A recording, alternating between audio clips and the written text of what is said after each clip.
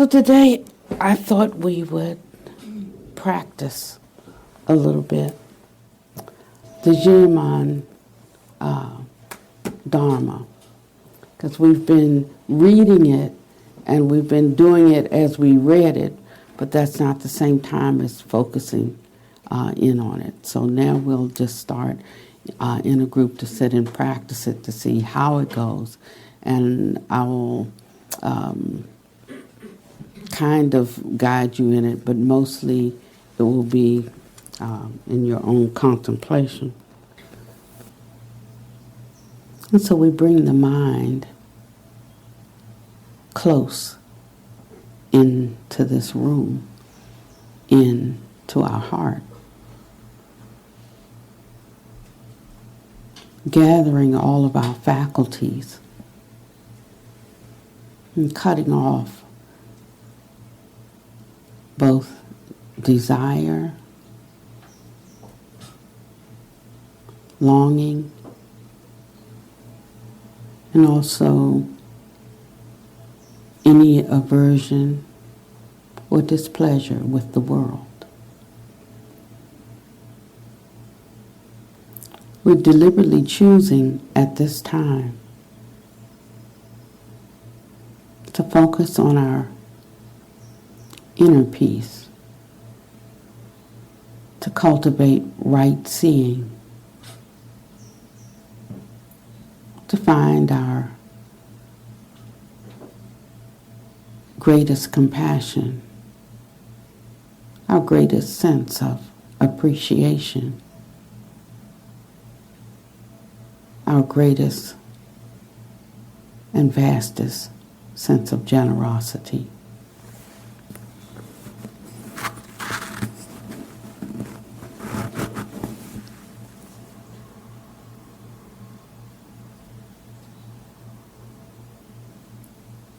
Determining to really know ourselves, apart from our responses to the vicissitudes of life, just as we are when we're not craving for anything, not pushing away or rejecting anything, but abiding in a neutral, impartial,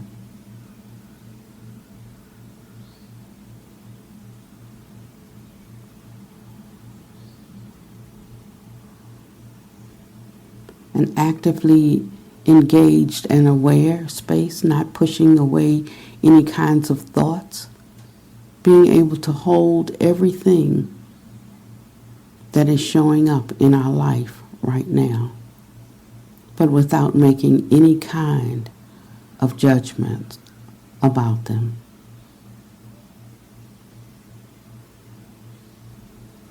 Creating a loosening around our issues. Not assuming that we know, not assuming that we don't know what response is required.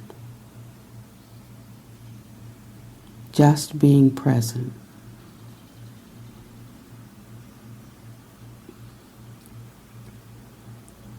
And as we give up this need to resolve, to fix, to figure out, to handle,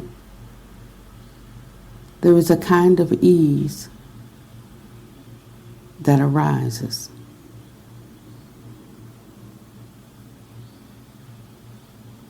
A kind of peace in the moment.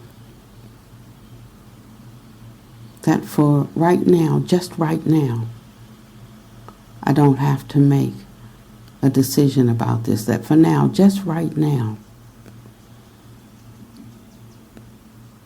I can let everything be as it is.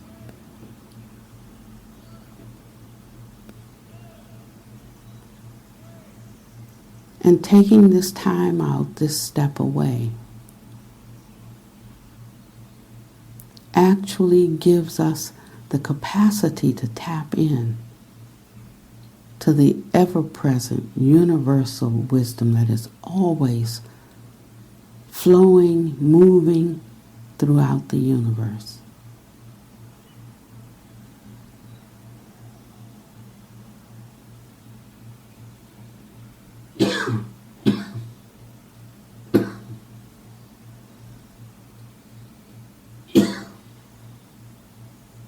So we come to understand that knowing is not so much tied to intelligentsia as it is tied to tapping in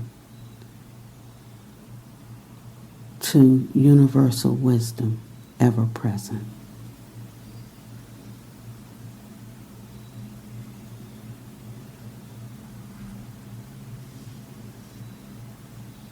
And so we know we cannot get there by efforting.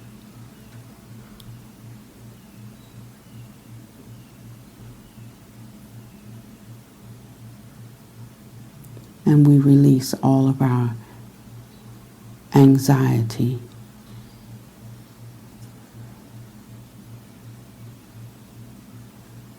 around decision making.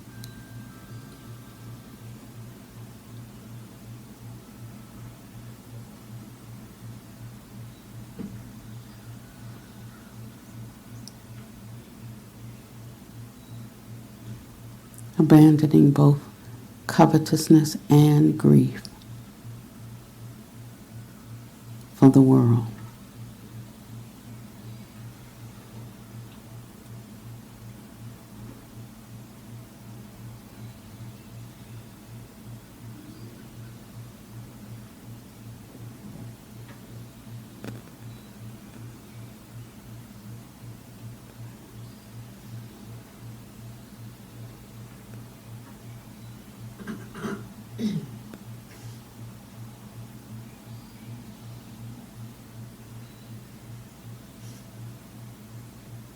Gradually allowing the mind to settle down. For the mental chatter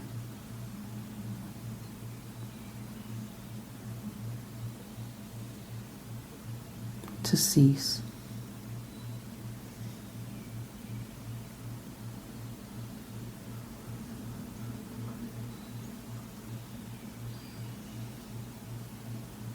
And just for a few moments, connecting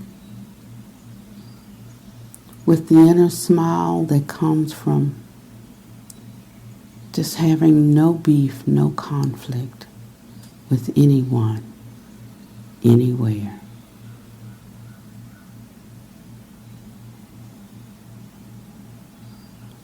The inner smile that comes from total self-acceptance.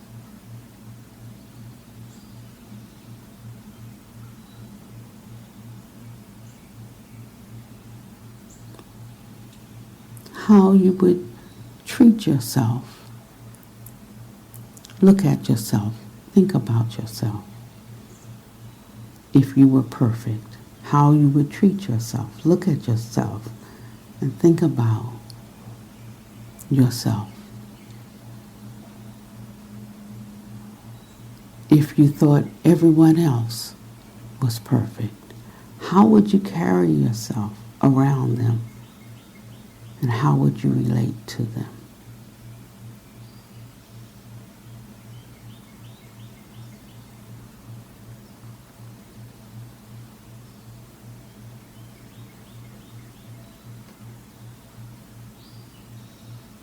And what your day would be like.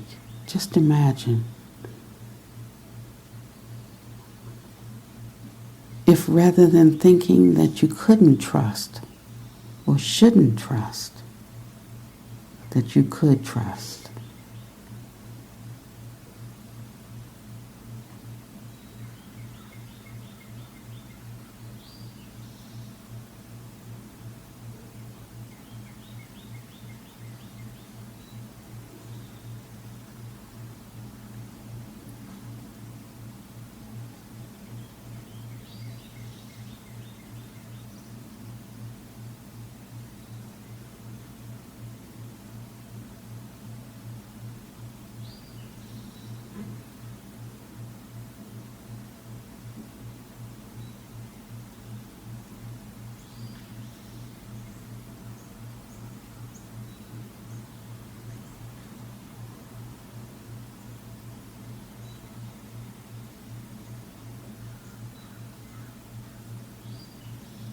Imagine how your day would go if you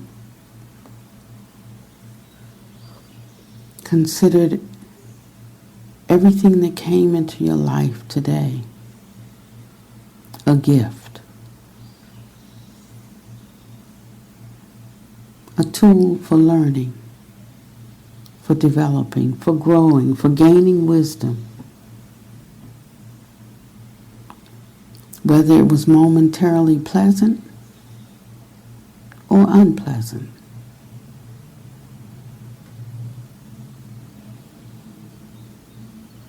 Learning through experience, something to do, something not to do.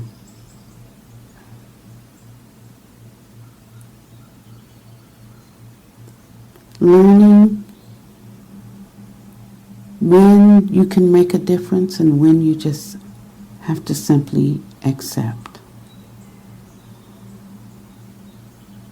Seeing the middle path that it could have been better, but it could have been worse.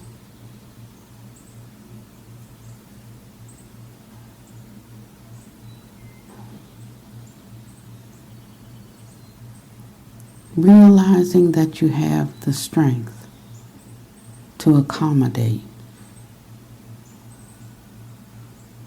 what shows up in your life.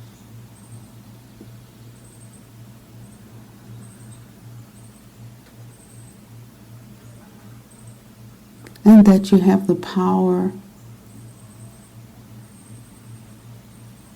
of choice.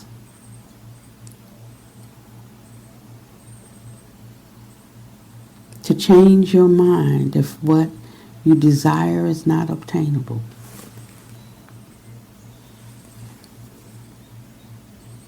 If you can't fix what's broken.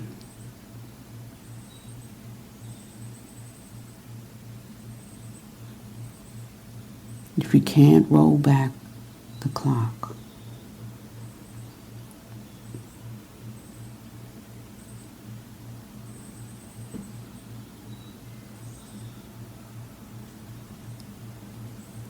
If you could truly accept and recognize that life is too short for regret. Whatever we've done, we've done. If it wasn't skillful, don't do it again. But we can't keep rehashing.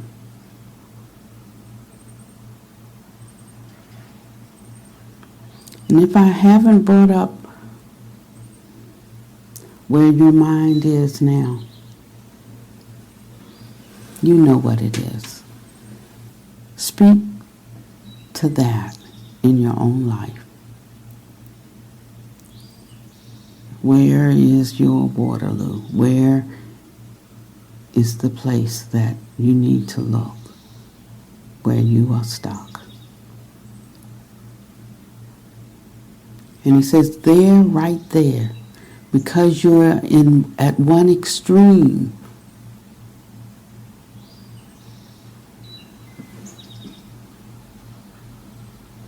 what could be your opposite response that would put you back into a neutral ground?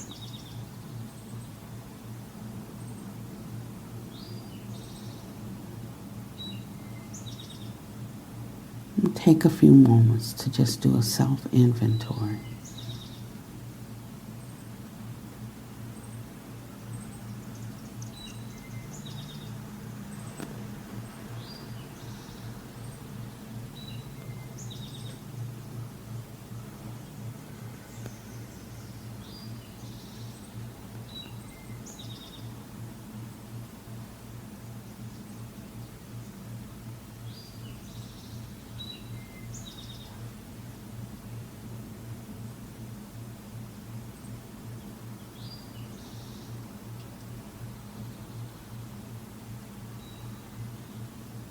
How can you simply change your mind?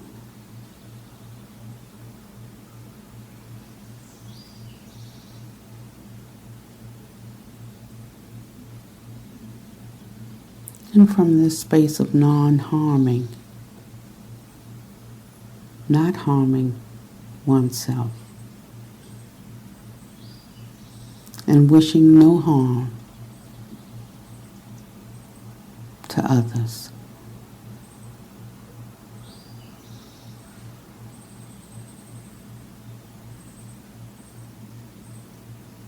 Allow this sense of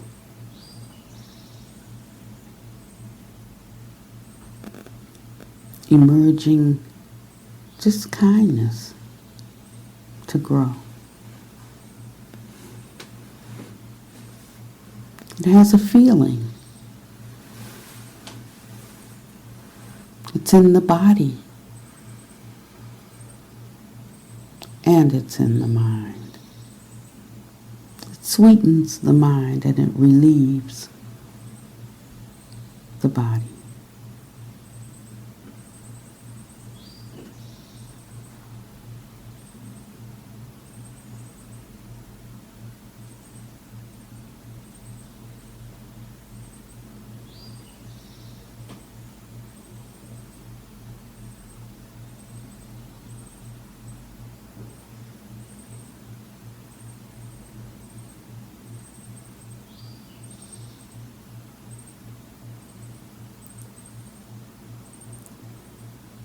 Whatever happened 50 years ago, 20 years ago, 10 years ago, 2 years ago, last week, yesterday, this morning,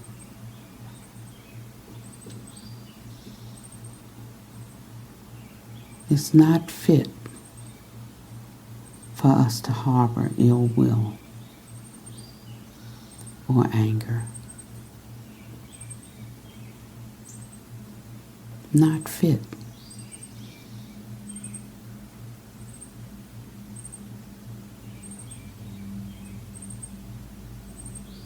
For us even to be depressed over, no matter how horrendous, it's not fit.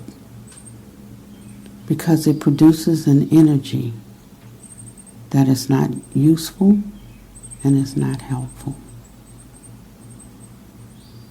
It drains us of our power and our capacity to stay the course and to advance. And so it's for that reason we abandon it.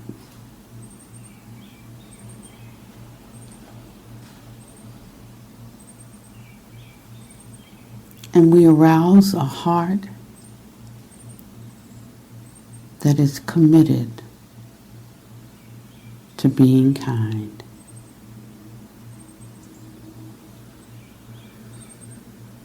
Not just for those who are near, those who are close, but also for those who are far.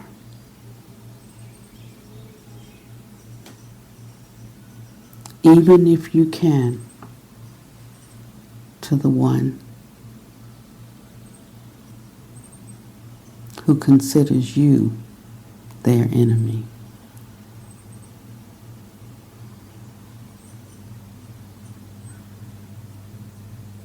Or to the one that you consider your enemy.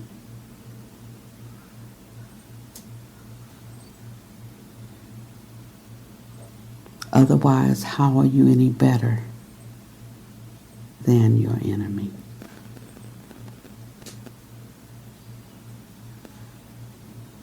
What we don't want done to ourselves, we should not do to anyone else, any other group of people, any other class of people, any other race of people, any other nationality of people.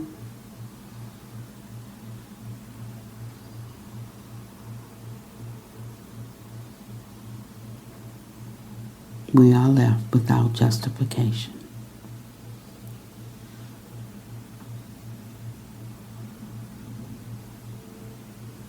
And from time to time, even when we can't live it, moment to moment, we can take this time out to try to readjust and rebalance our hearts, coming back to a central space, drawing ourselves back to our most noble aspirations, if we have them, and coming continually close to them if we are lacking.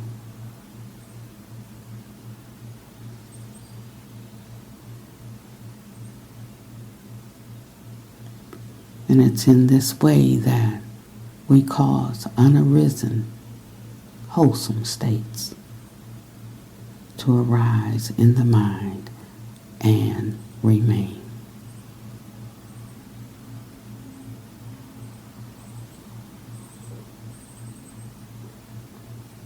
It is in this way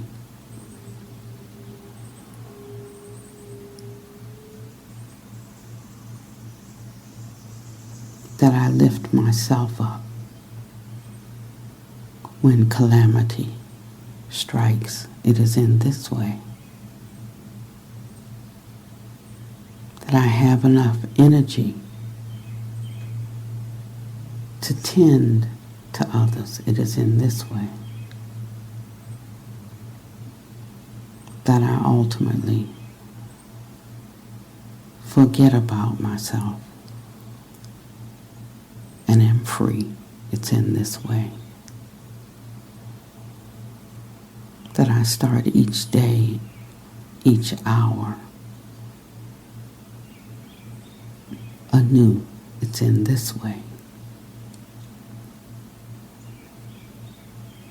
that because I'm not attached to preferences for my own benefit,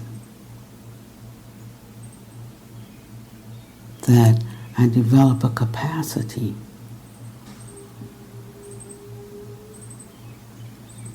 to be available to others impartially. It's in this way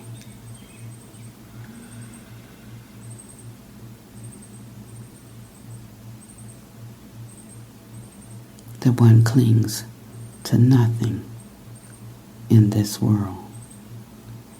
It's in this way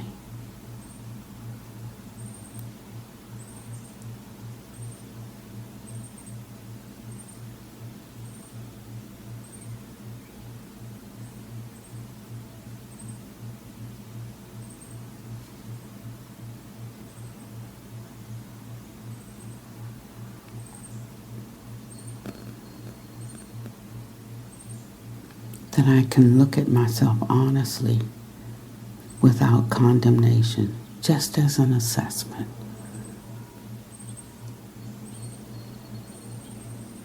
It's in this way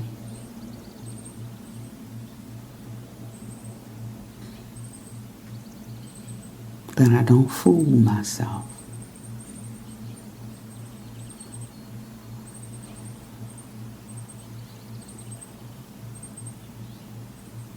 It's in this way that I am encouraged because I can see myself and see where I need to apply a little more effort or have a change of view or sit with more compassion, the kind that I'd want for myself, to be able to offer it to someone else.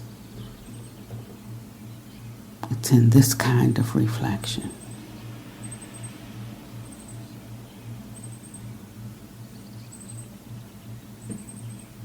how this feels to me, how I wear this, the strength that I draw from it, the fear that is abandoned.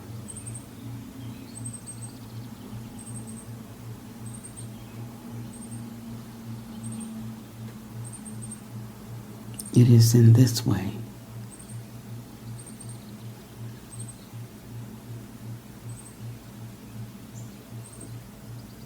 that peace reigns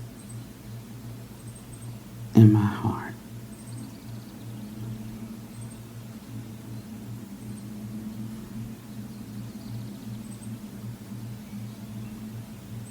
It is in this way that the mind becomes elevated to the resonance, the vibration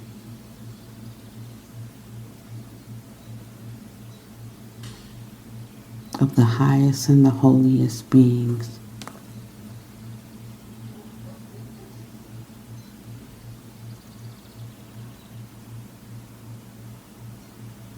And we can recognize, tap into, connect with their presence.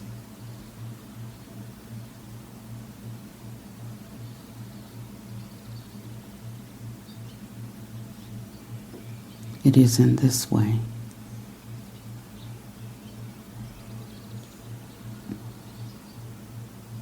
that I have confidence in myself.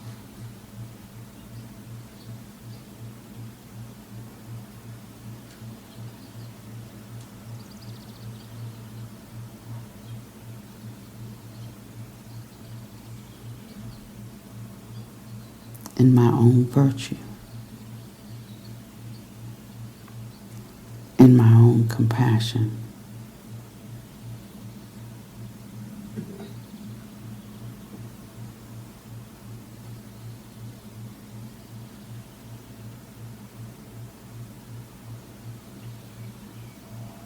It is in this way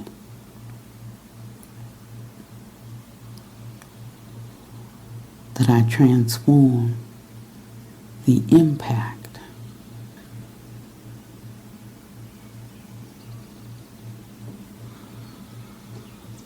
of news that comes to me.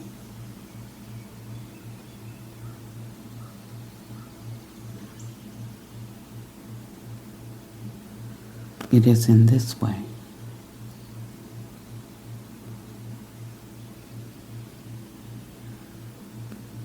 that I can see a way of escape.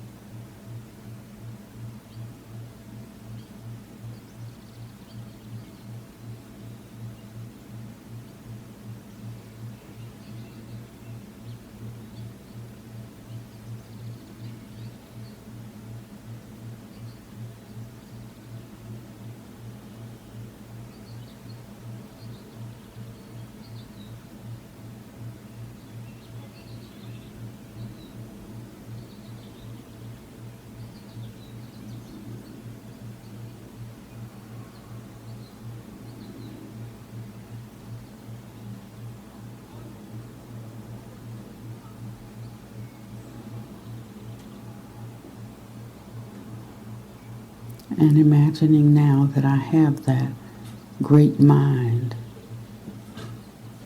of Bodhisattva.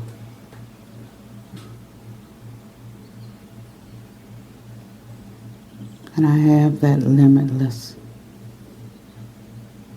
vision, that I have that limitless generosity, that I have unending compassion.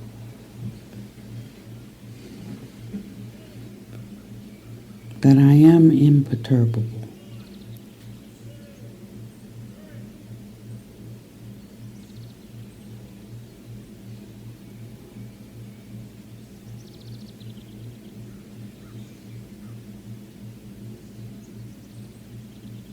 What does that feel like?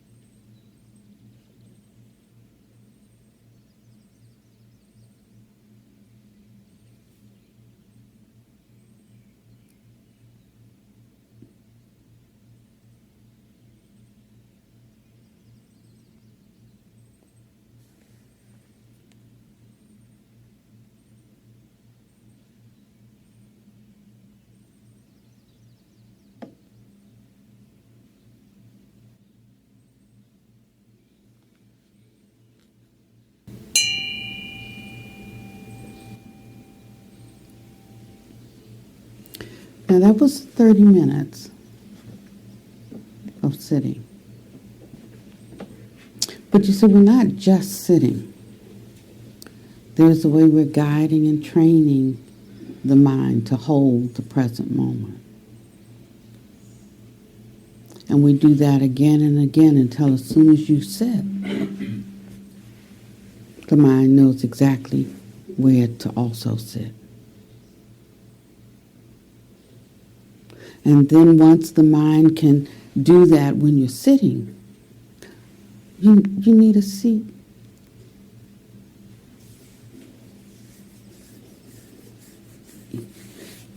And once the mind knows where to sit when we're doing seated meditation, then we also practice it in the moment.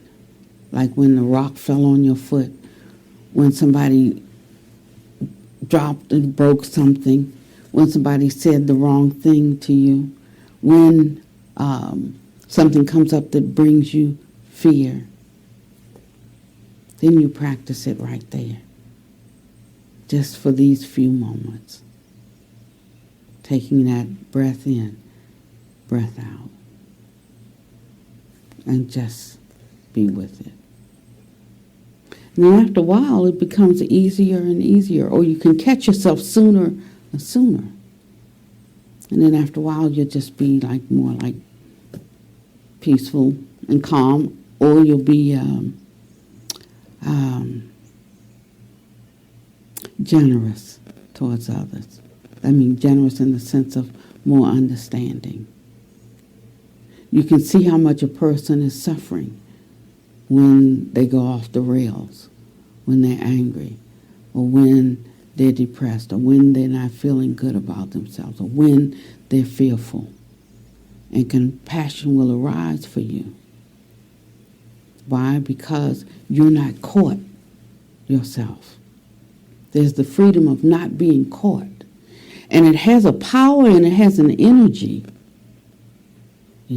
This is not like just dropping into a dead space where we're unfeeling, uncaring, and untouchable, and nobody bothers me. It's being able to be deeply touched by another's feelings of infirmity and yet not being overcome. Being able to supplement the resolve that's needed in the moment. It's only in this way that we can help and we can hold others. Sometimes we have a desire to help and to hold, but we can't even hold ourselves, And so first you have to be able to hold yourself. But the other side of that is the capacity to hold oneself partially lies in seeing others as oneself. Getting out of the self-fullness. So when we think about others, when we consider others, when we have compassion towards others, we find that we're not thinking about ourselves. We're not thinking about our problem. We're not, and that's a way that we begin to neutralize the fixation on ourselves. And when we can see how easily that can move, we see how easily that can move. We can move it. The mind can be trained.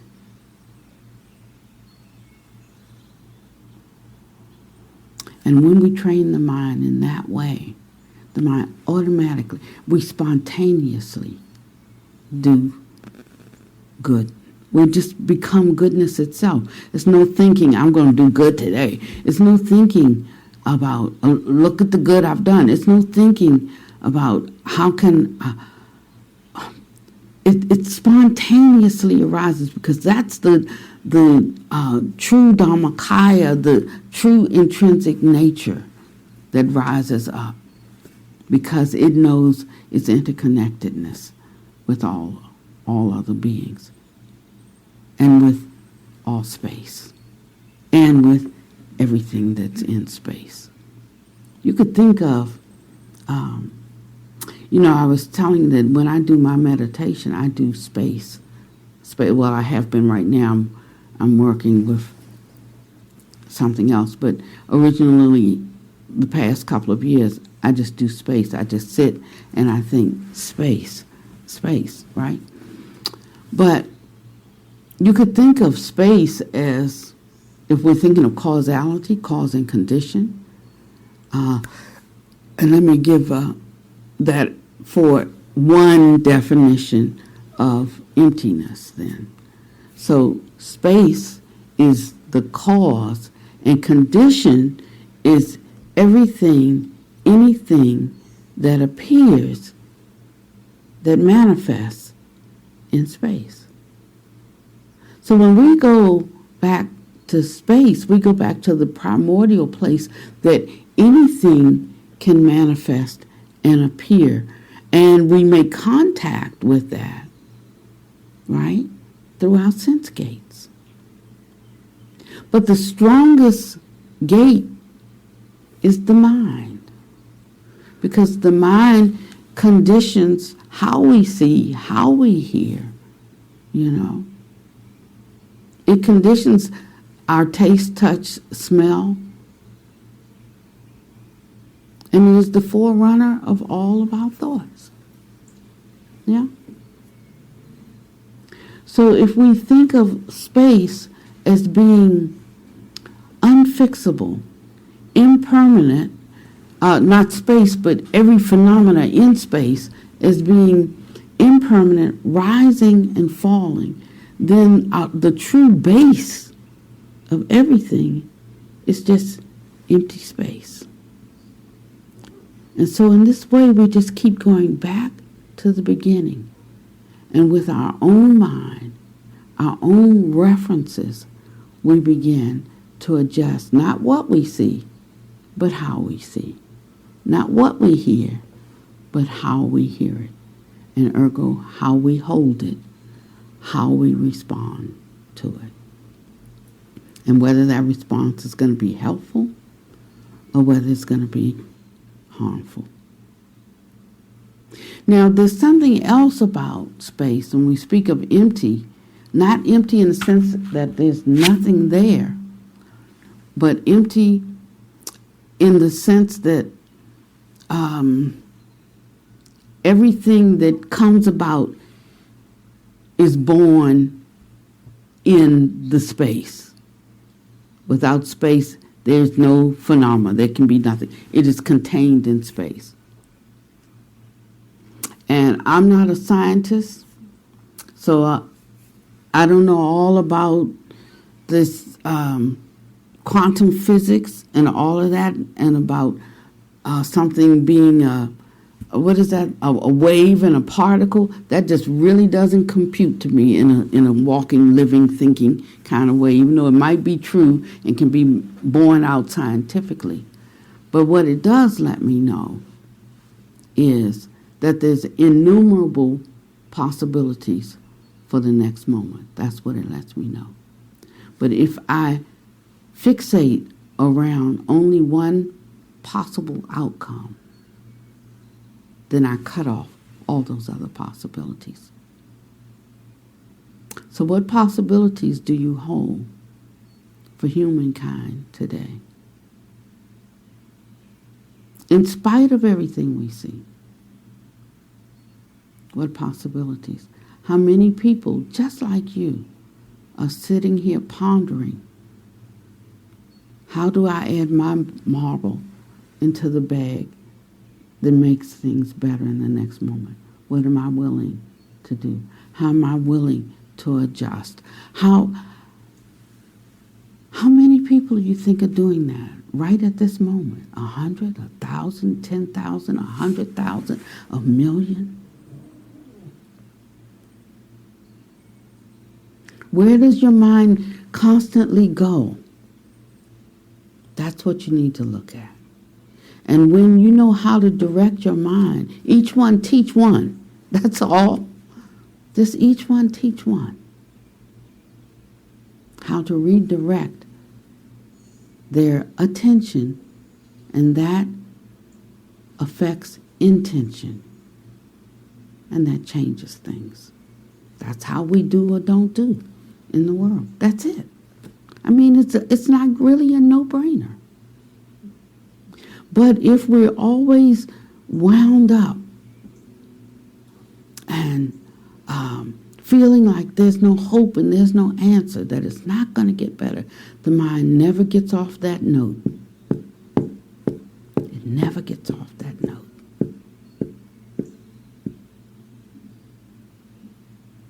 Yes. When you are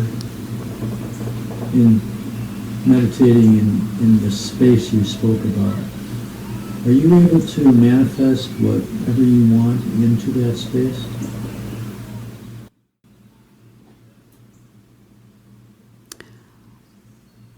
I will say that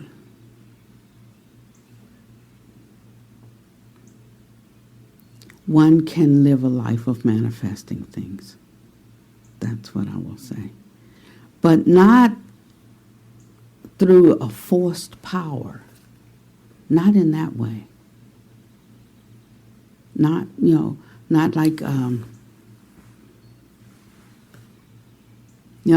sometimes we try to do some of these techniques, like we make a dream board and put a mansion on it and a Mercedes-Benz and tape a dollar bill to it. I don't mean in that kind of way. But I mean that when one sees the essential nature of everything is empty, then hindrances are removed, because these hindrances are mind-induced. And so it's in that sense taking something out of the world that hinders, that allows something to come forward. And that's why it's important, like who you hang with, what kind of conversations you have, who you align with, even to do projects or to do business or whatever. Like if you're one who believes that all things are possible and they believe nothing's possible, don't hook up, because you're constantly fighting someone else's mind. And it's one reason why the Buddha called out. It's not calling out to be separate or to be apart, but it's just so that like-mindedness can have its perfect work in bringing goodness into the world. It's something like that, So when you undertake a project, make sure you hook up with like-minded people. Yeah. So this is, Master was talking these last 2 weeks, and this is why I'm taking you to this space now, because this is where we have to start putting our own mind into everything that we do. I mean, no more like you're just reading it in the book or what not to do, but it's also what to do. We need to know what not to do. We need to also know what to do. And it starts with how we condition and train the mind. So she kept saying, conduct is the only thing that matters. Conduct first. And so the Buddha had this eightfold path, like, and it starts with right, what? View. It starts with right view, but actually right view is the keeping of the other 7 aspects of the path. When you're doing all of those, that constitutes right view, or useful view, beneficial view, that which will enhance, that which will bring more joy. I don't see anybody who's dying who wish they had worked harder, who had made more money, who, they always say, I wish I had loved more. Loved more. Loved more. Loved more. And so it's a fundamental satisfaction that we get when we cultivate a heart of love. And it guides and influences every action that we take. But we have to believe that it makes a difference. And we sometimes have to do what's hard to do and give what's hard to give. Sometimes to do it means or feels like it's not beneficial to us. And in a minute, it might not be beneficial. Like if somebody is maligning your name, or somebody, somebody asked, he's not here today, Sunday. He said, I'm having such a hard time with contractors, because contractors lie, they don't do it. But, it's just because he's having a problem with the contractors that he's like putting all of this on the contractor, right? So he says, and I'm just losing all of my pieces. He says, how do you handle them? I just laughed at it. I said, you can't have a business if you don't think your employees are not going to steal your pencils and your paper. If you can't tolerate that, don't have a business. Because some things just go with unenlightened human nature, It's just the cost of doing business. And so it's that way. Whatever you're doing that causes you to be so perturbed, is there another way that you can look at it? Like, this is the cost of getting something accomplished, getting it done. There's some give and there's some take. We don't have to get all bent out of shape over everything. And we can handle our business without getting mad. We could just talk about it. And I have one particular contractor, he comes back every day. He's getting better bit by bit.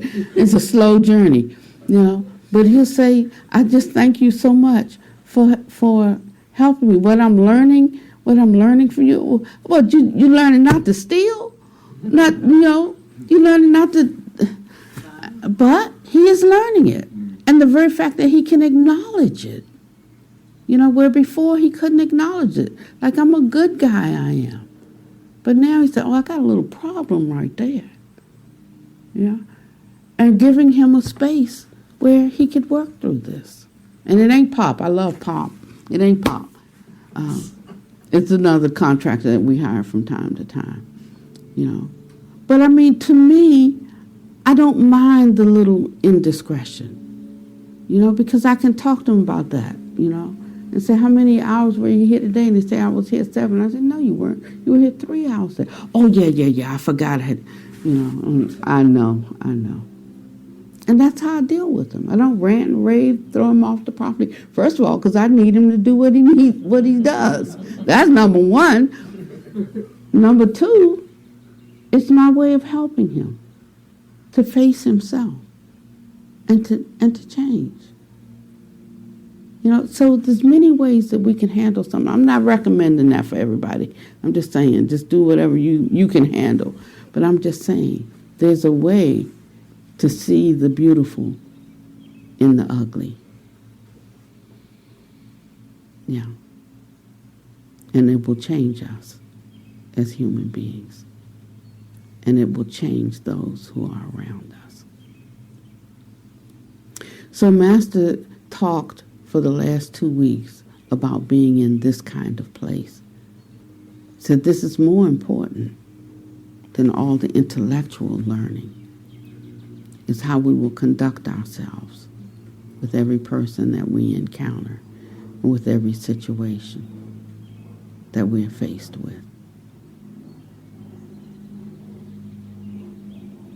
So, check yourself out this week and let me know how you're doing. And we're going to stop faking now. We're going to put away all the intellectual blah, blah. And I have to say that I really see you doing your work. I really do. And it's delightful. It's delightful to me.